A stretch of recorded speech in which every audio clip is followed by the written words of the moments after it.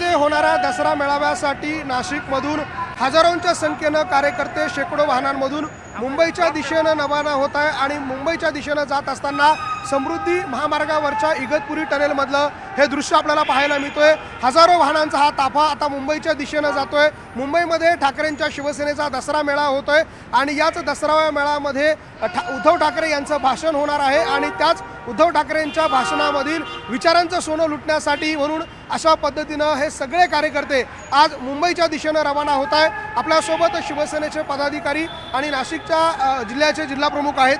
कशा पद्धतीचं नियोजन आहे, किती गाड्या आहे आणि काय भावना घेऊन आपण मुंबईला जात आहे? सालाबादाप्रमाणे दसरा मेळावा आमच्यासाठी पर्वणी असते।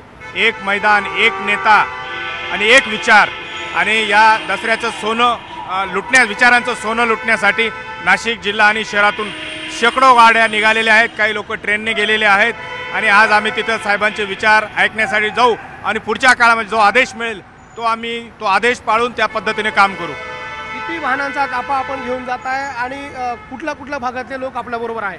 सटाणा, देवळा, कळवण, चिन्नर, निफाड 15 विधानसभेमधून, प्रत्येक विधानसभेतून 40-45 गाड्या आहेत। काही रेल्वेने लोक आलेले आहेत, शहरातून 150 गाड्या आहेत आणि सर्व लोक आज सकाळी आम्ही शिवसेना कार्यालय इथं साहेबांच्या पुतळ्याला हार घालून सर्व निघालेलो आहोत।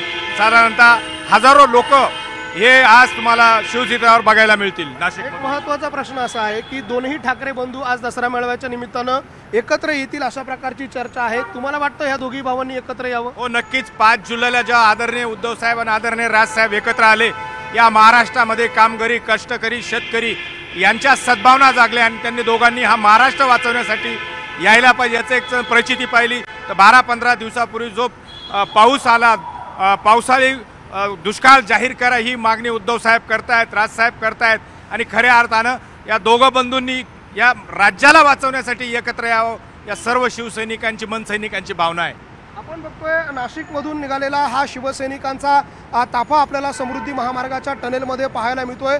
एक जोरदार शक्ती प्रदर्शन नाशिकमधल्या शिवसैनिकांकडनं केल्याचं चित्र दिसतंय।